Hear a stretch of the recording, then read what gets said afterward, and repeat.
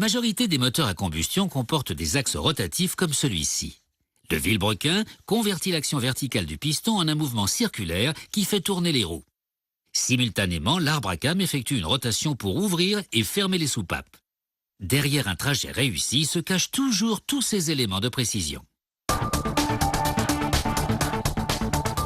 La vie sur la route peut être rude et un bon vilebrequin doit continuer à tourner même quand le moteur est mis à l'épreuve. La fabrication commence par une forme en acier forgé. Une lame, contrôlée par ordinateur, retire l'excès de métal des parties appelées contrepoids. Ils permettent de compenser la pression subie par les pistons et les bielles. Ce procédé permet également de les affiner pour les équilibrer. Un forêt commandé par ordinateur perce des trous d'un côté des paliers pour alléger les pièces. Les marques laissées sur le métal par les machines sont effacées. On ponce ensuite le vilebrequin tout entier. Il doit être complètement lisse pour fonctionner sans accroc.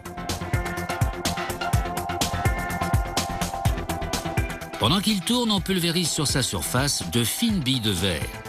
Elles vont permettre d'arrondir les angles et de donner au vilebrequin un aspect uniforme. Il est ensuite placé dans un tour où une lame retire une quantité de métal très précise sur chaque contrepoids. Cela permet d'obtenir l'espace nécessaire pour que les pistons et les bielles fonctionnent correctement. Ensuite, le vilebrequin a droit à un autre tour dans un appareil dont les capteurs détectent tout déséquilibre. Il calcule qu'il faut encore retirer un peu plus de 29 grammes à celui-ci. Une fois les ajustements effectués, on mesure le degré de rectitude. Même si le défaut est minime, il est corrigé en appliquant une pression et en tapotant avec un burin spécial. Le vilebrequin est vérifié une dernière fois.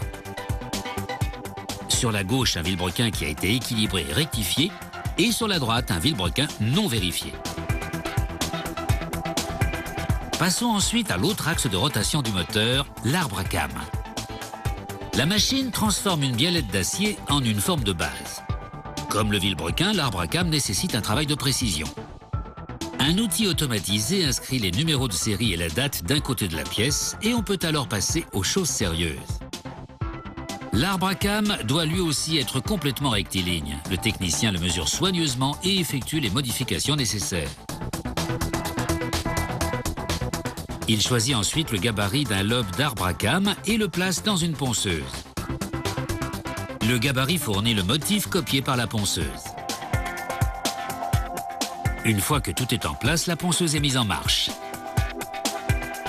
Elle façonne l'arbre à cames pendant qu'il tourne d'avant en arrière dans la machine.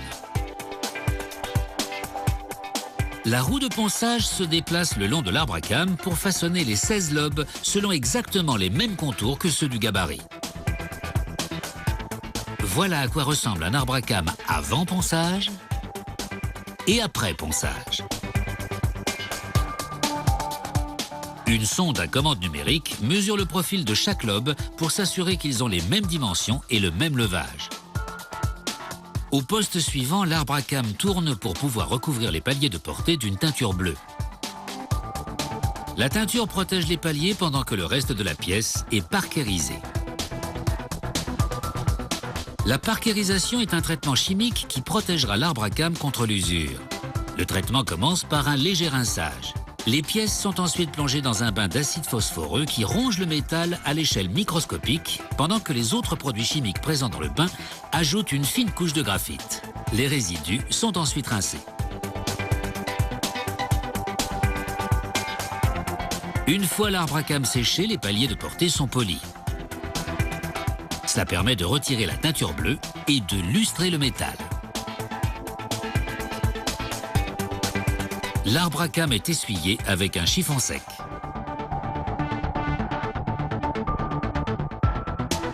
Puis il est placé sur une grille de métal et badigeonné d'huile. Le surplus coule à travers la grille et il reste une couche suffisante pour le protéger de la rouille.